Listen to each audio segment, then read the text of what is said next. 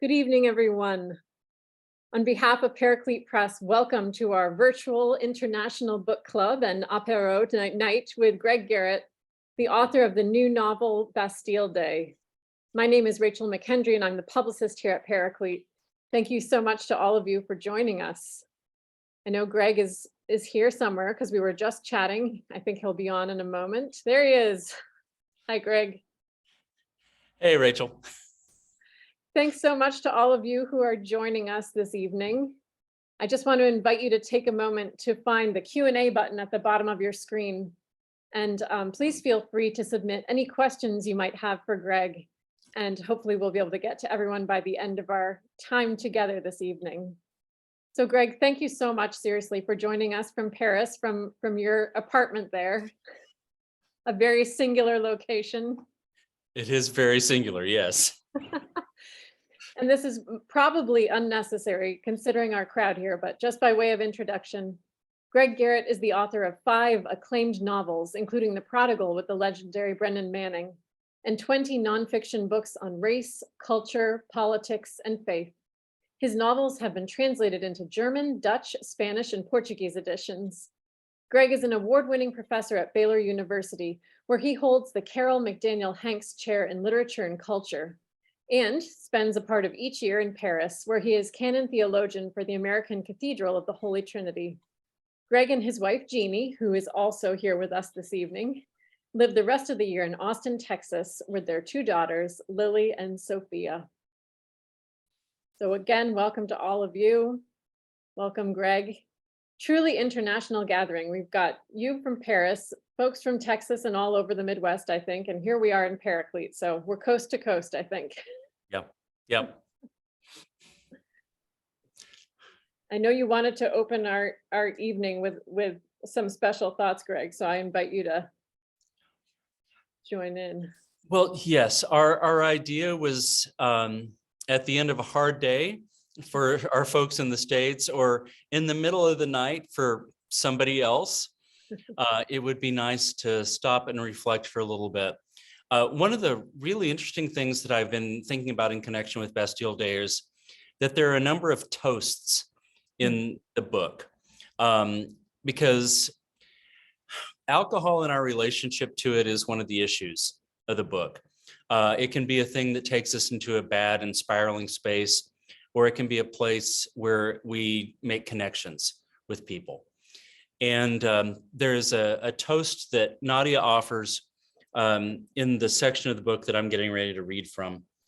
And it is a toast that I am powerfully drawn to. And so I would like to invite people to pour a drink of something sparkling, water or something else.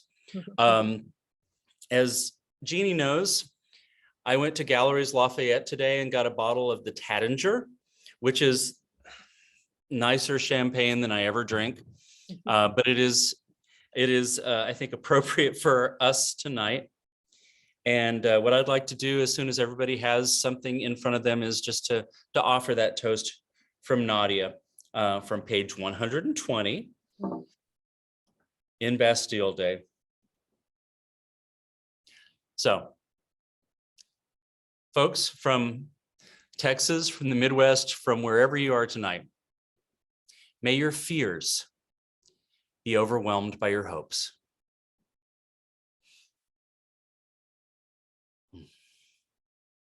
Thanks, Greg.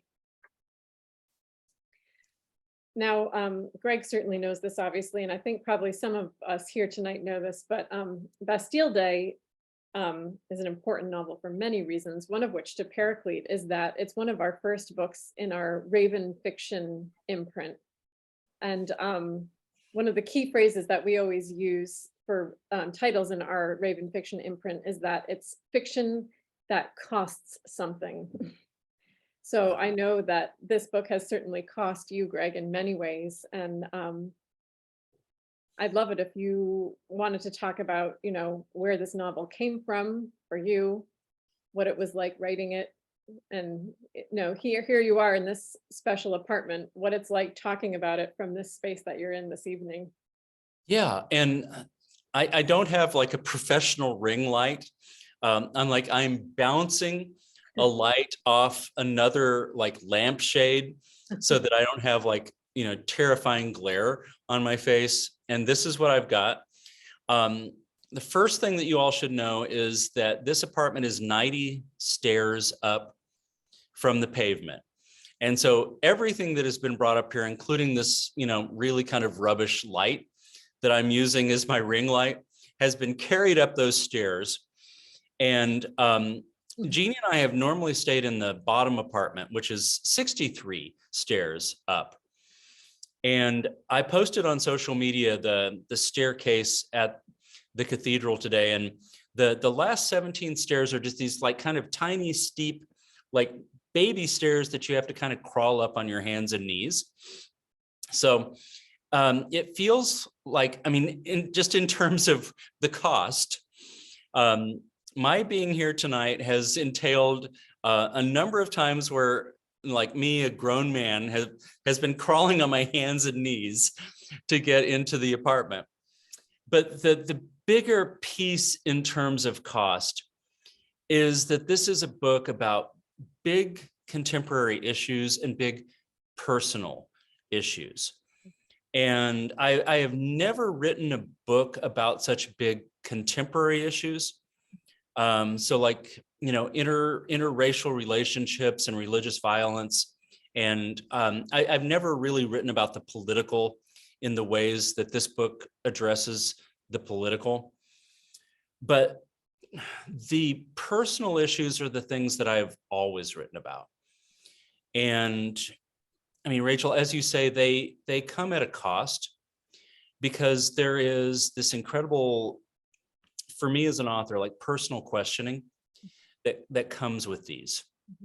And Jeannie and I have talked about this before, because, here in Paris, there are a zillion pictures of Monet's lily pads. Monet painted lily pads his whole life. He painted lily pads in the little pond that he built for himself at his house. And some of them are like tiny little paintings, and some of them are gigantic paintings, and some of them are realistic, and some of them are abstract. But for whatever reason, Monet painted lily pads because he needed to paint lily pads. And I write novels because I need to understand things about myself and about the world. And what I discover is that I come back to a set of issues over and over again.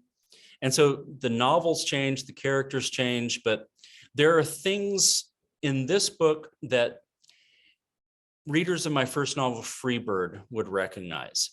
There are issues about fathers and sons. There are issues about depression. There are issues about substance abuse. There are issues really about how do we live a life that we can value, that makes sense to us. And so all of those things are things that I come back to over and over again, because I'm still trying to understand it. What does it mean to be a person who lives with brokenness and who looks for community and who hopes to find faith and something bigger than myself that I can believe in? So like all of those things are in here. I don't think I've ever gone as deep in those issues as I did with Bastille Day. And I mean, just as an example, the father-son relationship in Bastille Day is so much more painful, more difficult than anything I've ever written. Like when Calvin says on a number of occasions, I am trying to get this right for you. I'm trying to describe my father for you. I want you to love him, and I want to love him too. Those are all things that I think are really big, serious issues. And so kind of the last thing that I would say about what does this cost you? I've been teaching creative writing for over 35 years. And there's a truism in creative writing. And it's very simply, it's this: it's no tears in the writer, no tears in the reader. And I will tell you that there are a number of scenes in this book that have brought me to tears and actually still bring me to tears. I was reading today in prepping for tonight, a scene where Calvin's father gets ready to beat Calvin and then stops. And something in him changes and he recognizes that this is not something he can do. And I was brought to tears by that for, I don't know how many ever times that I have read and written it. But this is a book that there's a ton of emotion in it, which was absolutely intentional. At the end of the day, I always lean into the advice that Anne Lamott and other people have given, which is that you need to write as though you were writing for people who were, on their last legs, like write as though this is the only thing that they will ever read.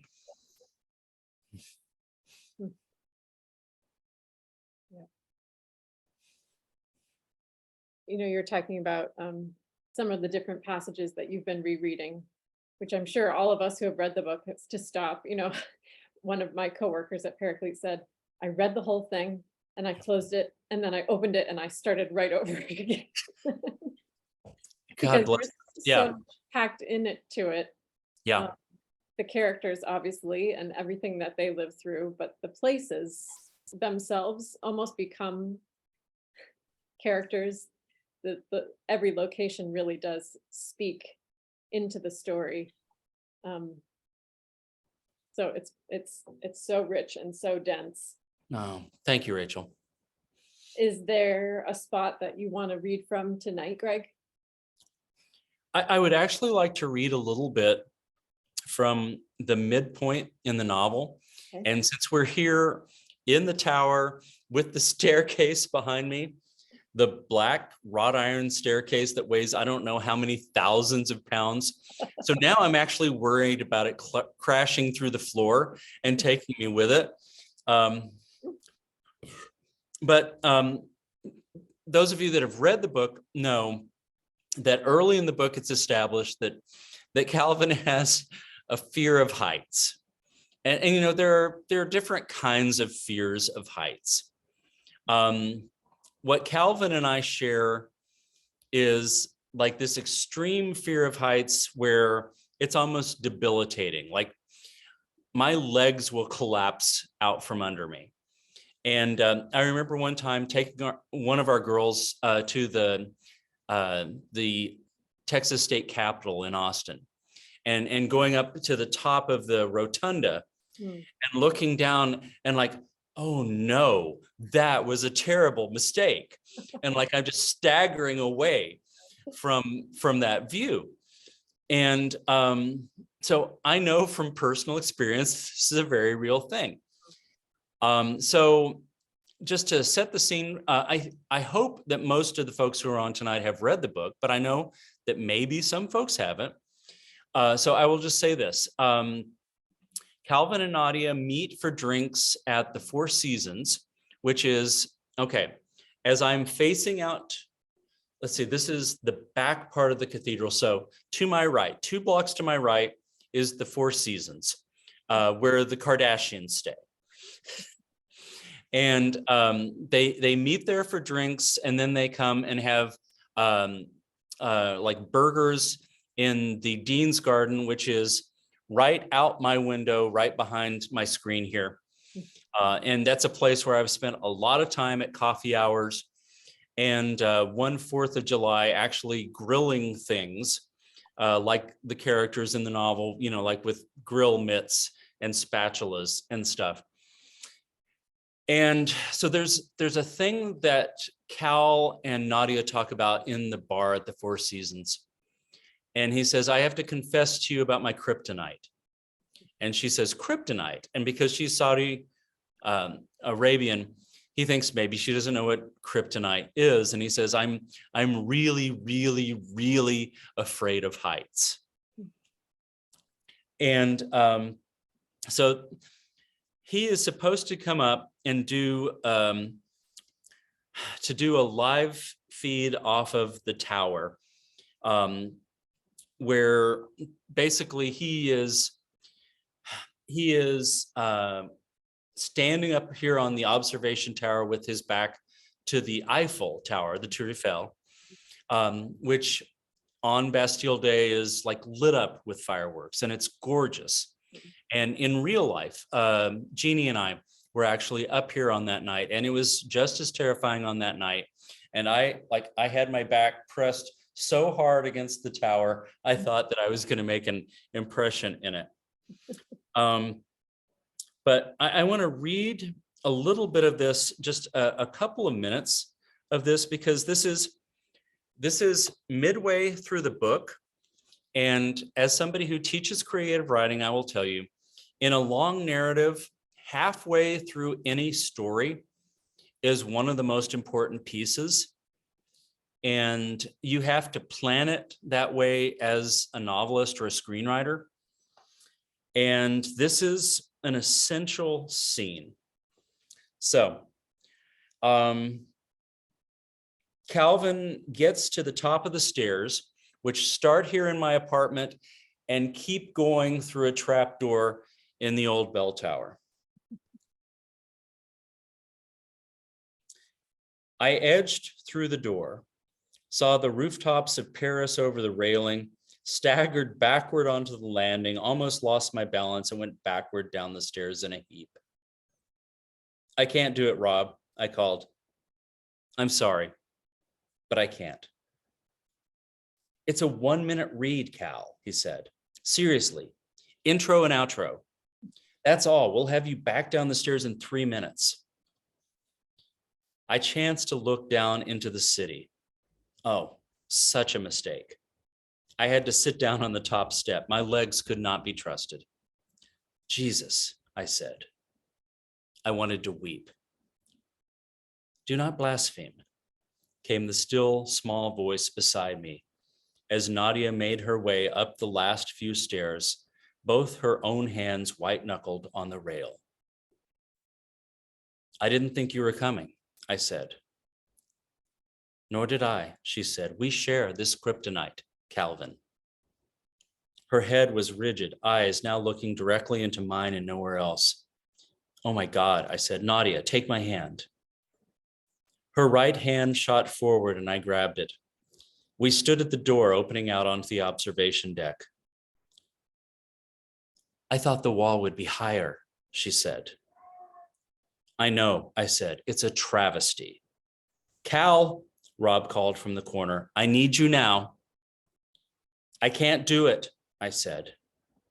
I turned to Nadia. I'm so sorry, I said to her in Arabic. You shouldn't have come. I shouldn't have come. But here we are, she said, and you have a job to do. She indicated the door with her head. I can't, I said. She stepped through the doorway, put both hands against the railing in front of her, nodded, took a deep breath, and slid right one step. Yes, you can, she told me. Well, who could deny such a woman? I followed. 2 hands against the railing, my back hard against the inner limestone wall, moving slowly, slowly, eyes looking straight out, most assuredly not down. Don't be so afraid, Calvin Coolidge. Khalid would have said. Don't be so afraid. And yet I was. I was. We reached the alcove, Nadia letting me squeeze around first and through it. I could see the Tour Eiffel across the river. It would have been beautiful indeed to anyone who didn't fear this was the last thing he would ever see. Ahmed is set up there at the corner, Rob said. All you have to do is slide over to him so he can get the tower behind you. And put my back to the open air and stand up straight and tall, I said, oh, my sweet Jesus. But to my credit, I slid. I made myself as skinny as I have ever been, and I hugged the inner wall of the tower, and looking only at Ahmed, I willed myself the distance. But when it came time to turn around, take my hands off the railing, pick up my mic, I shook my head. Nope. Nope. It could not be done. And then I saw Nadia creeping across just as I had, pressing against the wall, a look of terror on her face, her eyes fixed unblinkingly at me. She stopped next to me, against me, actually. Then she pried my hand loose from the railing and took it in hers. Turn around, she said. I am entirely too old to cry over something like this, but that is what I wanted to do.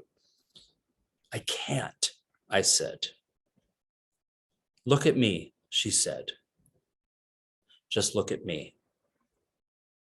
I looked at her, and scared as she was also determined.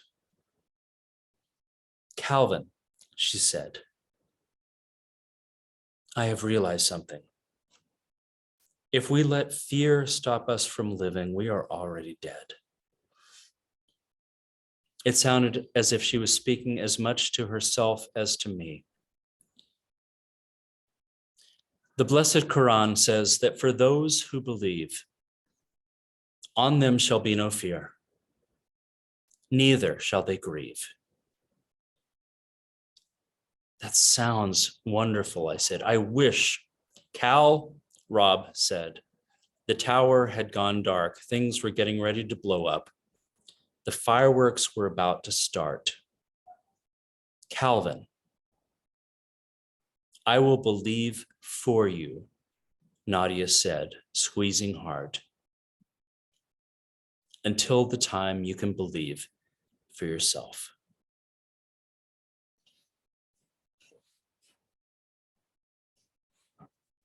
Thank you so much. Mm. I was thinking about the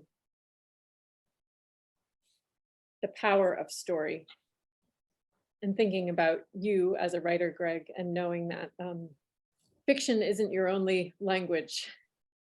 You speak Right. a lot of different languages in your writing. Yeah, not French, but But to me, obviously fear is sort of the overpowering monster in that little scene that you just read. right. And we see so many of the strong emotions, and like you said, the serious subjects that come up, like alcoholism and racism and abuse and sex and infidelity and all of those things. And I think about the habit that I think other fiction readers have of putting ourselves in a scene right with that character. Yeah. And I know for myself how many times I really do believe, whether it's fiction or nonfiction, but books and story particularly really does have the power to change us as we read. And I just wonder what it's like when you're writing a novel like Bastille Day, if you're setting out to create these characters and events to effect change, if that's sort of part of your intention, or if it's something that happens as you give yourself to the work. I'd love to hear you talk about that if you're willing. Good. And Rachel, because you know that I write nonfiction and fiction, and preach, which is another thing as well, which kind of gets involved in this book. When you're telling a story, your only allegiance is to the story. But you have to believe that by telling the story honestly and courageously, that you are going to speak to people who may not necessarily be just involved in the tiny sort of landscape of the story itself. Mr. Faulkner used to say that every writer writes out of his, her, their tiny postage stamp of land. So, when I think about my own lived identity, I am a straight white, past middle-aged, I guess, guy from the South, Southern Baptist Episcopalian, living in a tower in Paris. Okay, so that's my identity, but it's not the limit of who I am. Because if I tell authentic stories about fear and loss and longing, what Mr. Faulkner said in his Nobel Prize speech, and it's actually up on my door on my office at Baylor, and it has been for 30 some years now. The paper is yellow, but the sentiments are still, I think, evergreen. Because the idea is that whatever our own particular pieces of landscape, the things that make us human are universal. And so if I am wrestling in my fiction with what father-son relationships look like, almost all of us are wrestling with familial relationships. What are mother-daughter relationships look like? What do any of these things that sort of shape us look like? And so my only responsibility as a fiction writer is to the story. And that's different from when I write nonfiction, and it's very different from when I preach, when my whole relationship is to the community that I'm speaking to. But when we're talking about fiction, my hope, my desire, my goal is that by dealing with universal human issues, whatever they look like in my own experience and however I imagine them, they are going to resonate for other people. And so, for example, Jeannie and I have a friend, David W. Peters, who was a chaplain in Iraq. And he's in the acknowledgements. He was a person that I interviewed to talk about what was it like to be in this space, to be a chaplain in Iraq. And I didn't go there. You and I have talked about this. It's like, I didn't go there then, and I'm certainly not going there now. And so that is like my kind of one, as somebody who wants to be a realist, I want to be on the ground of every place I write about. I do not want to be in that space. But, David and John Burnett from NPR and other people kind of helped me understand what that thing is like. And David was posting on social media yesterday about how authentic and how real the emotions were as he was reading this. It's like, I didn't go there. Like, you know more about this space than I do. But my job is to try and bring it to life in a way that everybody can understand it. And so if I do my research conscientiously, and if my imagination goes where it goes, and if I'm inspired, and I am one of those people who sort of believes, like the Oxford Christians did, that that human art is a kind of co-creation or sub-creation, where we are actively involved in the work that God does of making things that matter. I mean, that is a long-winded answer, but it is my answer that when I do write fiction, I give myself to the process completely. And I believe that something sacred and powerful happens as a result of that. And that people will read what I've written and read about these experiences of people who don't exist and have never existed. But they will see themselves and their lives and their stories in the stories that I tell. Absolutely. Yeah, the creative power, and then therefore the healing power. I think they go hand in hand. I hope so. I hope so. When you're doing this work, Greg, I wonder too, as you say, as you give yourself to the story and give yourself to the characters, how often do the things that end up coming out of you and them, how often do those things end up surprising you or taking you by storm, as it were? Very often. Very often. So I will plant two things there, and I may plant other things. And I'm just going to mention this, because I've been teaching for 35 years now. Sometimes I take a look at the notes that my students take in class, and I realize that I say over and over again, okay, one last thing. And then there's another last thing after that last thing. But in terms of surprise, characters surprise me.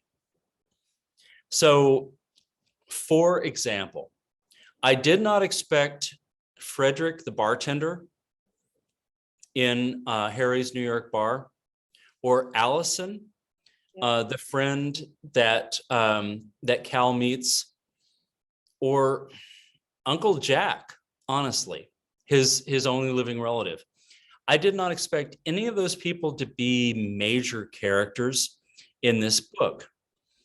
And going all the way back to maybe my second novel, which was Cycling, there has been this thing that happens, and you hear writers talk about this, and it feels like some sort of psychotic, schizophrenic kind of thing where they say, oh, the characters took control.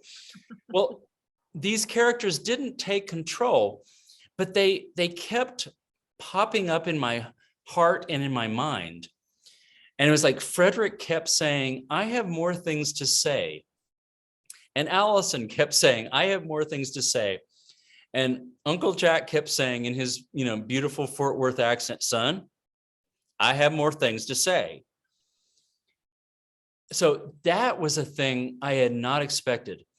And, when you write a novel or when you write a screenplay or a TV show, you make plans, but there is this inspiration that happens that, unexpected things happen. So, for example, Cal's father was abusive to him. And I was talking about that scene earlier that I was reading earlier today. Cal's father is on a 1-week maneuver at Fort Hood in Texas.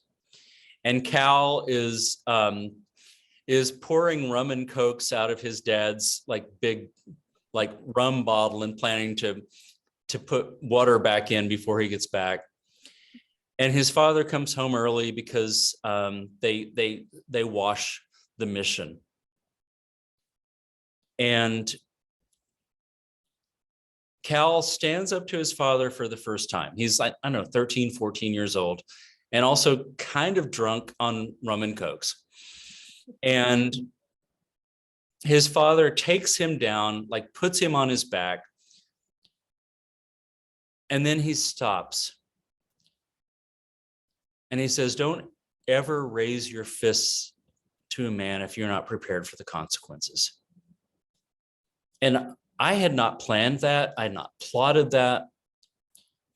And it turns out to be the thing that Cal's grandfather had said to his sons, to whom he was abusive. So Uncle Jack and Cal Sr. And when that flashed into my head, I was like, of course. And, I could have sat down and spent hours and hours plotting, why is Cal's father so messed up? But often in the process of writing, what happens is this moment of surprise. And there's a beautiful scene later in the book where Cal is getting ready to speak at his father's funeral. And he's really angry and he doesn't know what to say. And I was lucky enough to have a model for this in an episode of Friday Night Lights, where a character's father gets killed in action and he's asked to speak at the funeral. And I interviewed the writer for the Austin Film Festival a couple of years ago. But Cal gets really angry with his Uncle Jack and he raised his fists. And Jack says to him, "Don't raise your fists to a man if you're not prepared for the consequences." And that is where Cal learns about what happened to his father and what happened to Jack. And I mean, here is the thing. I know this about human life. It is not an excuse for what Cal's dad did to Cal, but it's a reason. And one of the big things about life and about fiction is we want to know the reasons. You know, why was Cal's dad so cruel to him? Where did that come from? What prompted that? And that was totally just an explosion in my head as I was writing. I didn't know it was coming. I had not plotted that. But like a lot of things in this book, particularly a ton of the like past tense, like flashback things, they just kind of exploded in my head as I was writing. I was like, oh, of course, this is why this happened. Well, and I love that moment that you wrote about when Cal is speaking at his father's graveside, and he's surrounded by all these men who knew his father in a completely different way than he did. Yeah. And in that moment, he is able to recognize that his father did love in his own way, in his own way, and understood. And it was just like an interesting moment of grace there for him to be able to see that. Yeah, it's like he couldn't love me in this way, but he did love. Yeah. Yeah, and that is such an important thing for him. And I love that scene. Because I remember having written that Uncle Jack and his wife were watching Calvin closely to see which of his selves were going to show up. You know, was it his worst self or his best self? And it's very much like that episode. I think it's called The Body in Friday Night Lights, where the quarterback gives the eulogy. And he remembers this time, and this is a thing that I actually just totally cribbed from that. Because Uncle Jack says, remember a time when he made you laugh. Mm-hmm. And the character in Friday Night Lights talks about this time that they went grocery shopping one time when his dad was home from overseas, and just started throwing toilet paper and paper towels in like, just, you know, like basketball, shooting them into the grocery cart. And his mom, the quarterback's grandmother, was like furious at him, like, what are you doing? What are you doing? And there was just this moment of playfulness and this moment of grace, as you were saying about that. And that has been one of the wonderful things about this book. This is 10 years since my last published novel. And I am so much more conscious about what I've learned and where I've learned it from. And so, like, I was posting on Twitter yesterday or the day before, it's like, learn from the best, you know? And there's a scene from the first or second season of The West Wing where the president's secretary, Mrs. Landingham, and it's literally a 2-minute scene. And she talks about how her twin sons got drafted and went over to Vietnam and were killed in action during the Christmas season.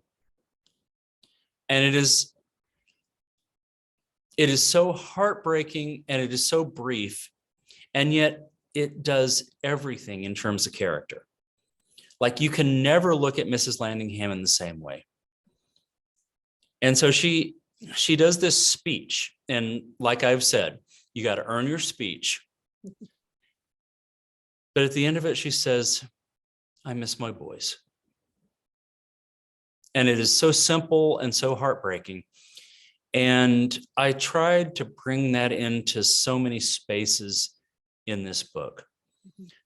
Because one of the central things that this book is about is those we have loved and see no more. Absolutely. Greg, this is a very nice tie-in to a question from one of our guests this evening. George Mason is here. Oh, George, how are you? And George is asking a question about one of the scenes toward the very end of the book. He says, as a preacher, I was taken by the sermon at the cathedral after the Nice attack. Can you talk some about how you researched that? The theology of evil and suffering in it is unsurpassed. Oh, okay. So George and people watching now and listening later, this is one of the spaces which is very autobiographical. I gave that sermon as at that time, the theologian in residence, now the canon theologian here at the American Cathedral. I was slated to preach that Sunday. So that Sunday when Jeannie and I went up the tower and watched the fireworks and came down and found out about the terrorist attack in Nice. And I went immediately to the dean of the cathedral and said, you should preach this. I don't know what to do. And she said, no, I think you do. And so the truth of the matter is that was the gospel lesson for that Sunday, Mary and Martha. And when Clarice, the dean, the fictional dean of the cathedral, talks about, I wish this were last week. The week before, I had been in a cathedral in England where the reading was the Good Samaritan. And so Clarice talks about, as I talked about in my sermon, it's like, I wish we had last week's gospel reading. Mm-hmm. Because in my tradition, as in a lot of Christian traditions, I don't get to pick and choose what I want to talk about from the pulpit. It's what does the Bible and what does the Spirit bring into this conversation? And so what I had to deal with on that Sunday, which was the National Day of Remembrance. And as George will remember, I populated Wilshire Baptist Church in Dallas with a ton of people after 9/11, which I am sure was true. And I have never seen the American Cathedral so full as that Sunday. And it was, please forgive me, it's 1:45 in Paris. I was scared shitless to walk into that pulpit and try to bring a message of comfort on that day when so many people were in pain and in search of some kind of hope. So the only thing that is different about Clarice's sermon is that it brings Clarice's life experience into it. So she grew up in Alpharetta, Georgia, a suburb of Atlanta. And she speaks about her brother. And she speaks about, I mean, this is an American Southern thing. She speaks about Sunday football and where the men are in the house and where the women are in the house. And if there was one brilliant thing I did in that scene, that is what it is just that recognition that her brother was inviting her into the space in the same way that Jesus did in the gospel lesson. And that transgression, that willingness to say that the boundaries do not matter, the boundaries that social whatever have set up for us are less important than the human realities. So the second thing I will say about this, and this is a very writerly novelistic thing. One of my 3 or 4 favorite novels in the world is Marilynne Robinson's Gilead. And it is a novel about a preacher who says that he has written more words than Augustine. And like he's got like the shelved sermons to prove that. But because Marilynne Robinson knows full well that sermons are not dramatic, she does not give us the preaching event in that novel. And so because I have written a lot of books at this point, every time I write a book, I want to set some challenges for myself. And so in my previous novel, The Prodigal, and this novel, I said, I am going to do the preaching event. And George Mason, who preached for over 30 years at Wilshire Baptist Church in Dallas, knows that the preaching event is central to what preachers do. You can't summarize it. You can't speak about it. But in dramatic terms, you have to make the preaching event dramatic. And so in this book, the preaching event, which happens in the 3rd act of Bastille Day, it is, for the most part, the sermon that I preached on the National Day of Remembrance. But it is also a sermon that works on Cal, who is trying to think about what faith and community and transcendence might look like. And so what I would say, kind of as a last reflection on this, there are 2 comments that are made about the Eucharist in that scene. And I was raised Southern Baptist, and so what we did in those days was called the Lord's Supper, and we celebrated it 4 times a year. And it was a symbol. And now I am Episcopalian, and the Eucharist is something we do every Sunday. And it's not a symbol, it's essential. It is what helps to transform us into the image of Christ. And so the 2 comments that people make about the Eucharist in this scene, and I didn't mean to get all theological in this book, but I'm also a theologian. I can't really help it. So the canon pastor, who had been, the chaplain in Iraq, says, it's an act of radical hope. And then Cal's friend Allison, when he asks her during the service itself, what does this mean? Should I do it? She says it's a gift for the brokenhearted. And both of those things I think are true.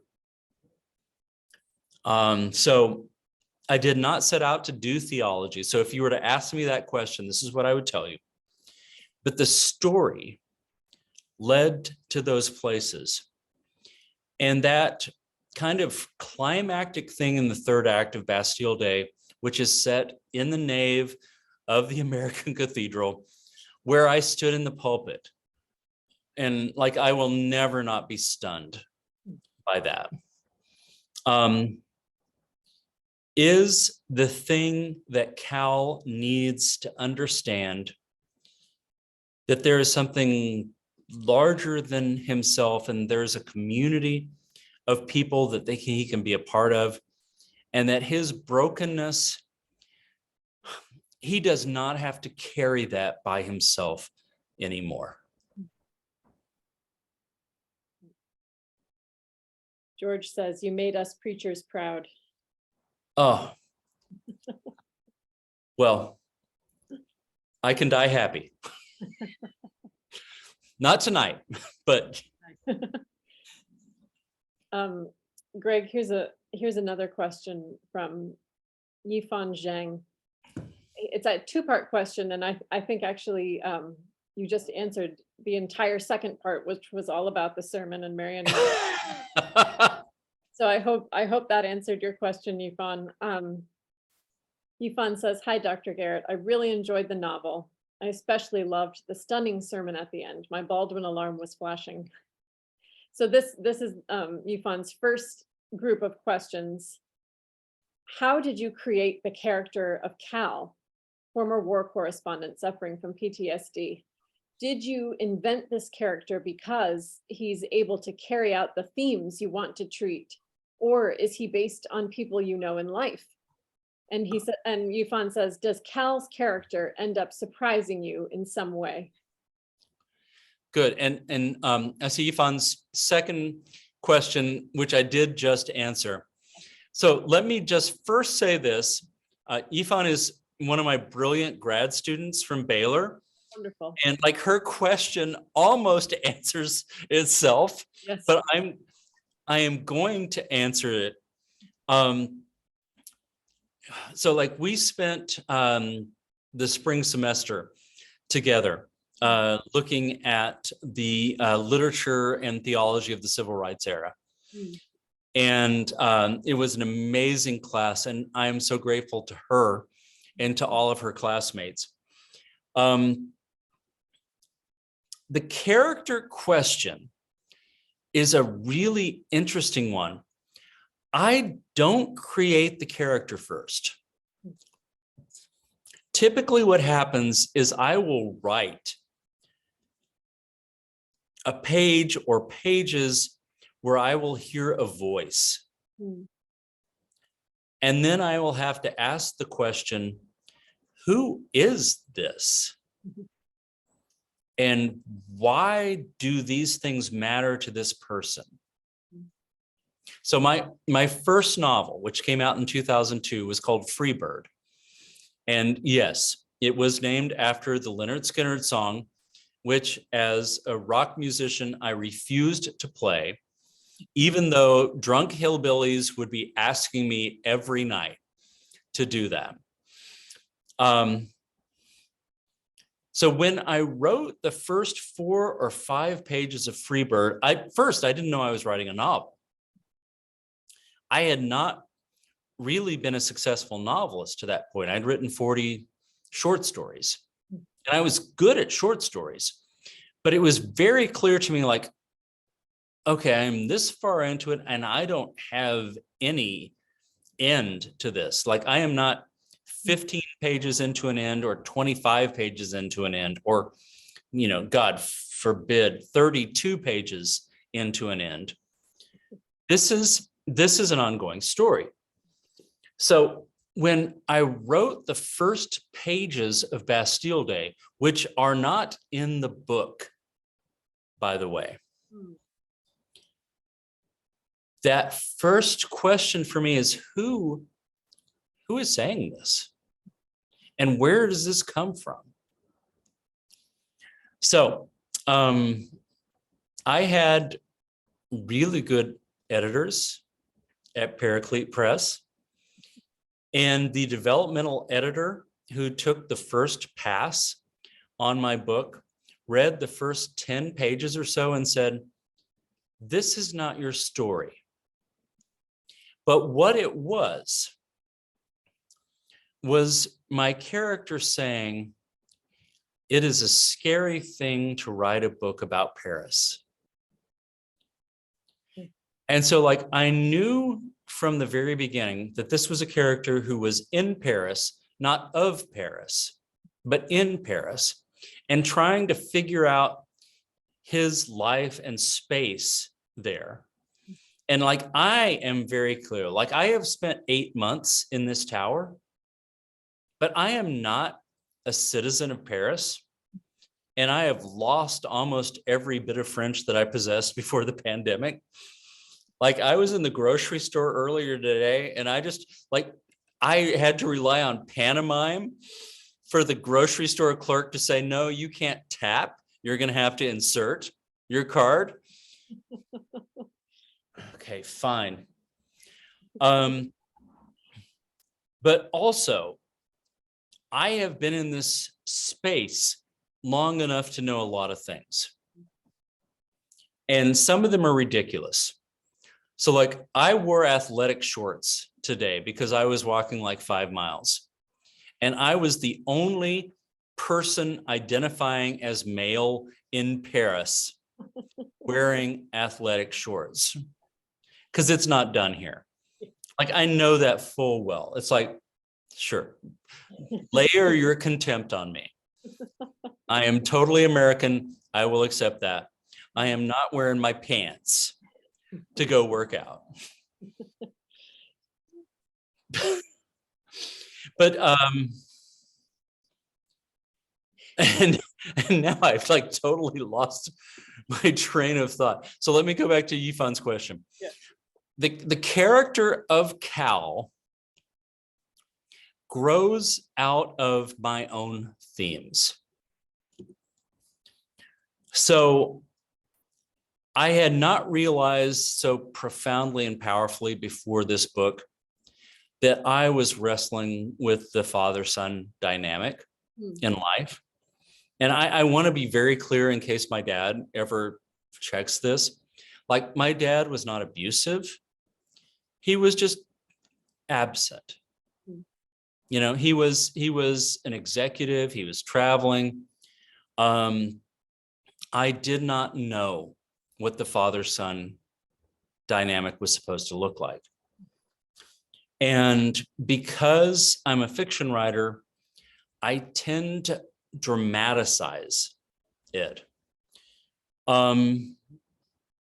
The abuse that Cal faces in this novel is a crucial part of who he is and how he understands trauma. And just as he admits in the book, how does he understand what it means to deal with loss? So there's a scene towards the end of the book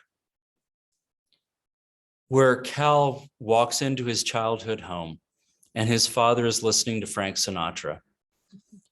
And his father like jumps up, kind of startled to be caught in this intimacy. And that is a central part of who Cal is. And as he tells Nadia at one point, I would love to have children. And he actually imagines it late in the book in one of my very favorite scenes, totally cribbed from La La Land,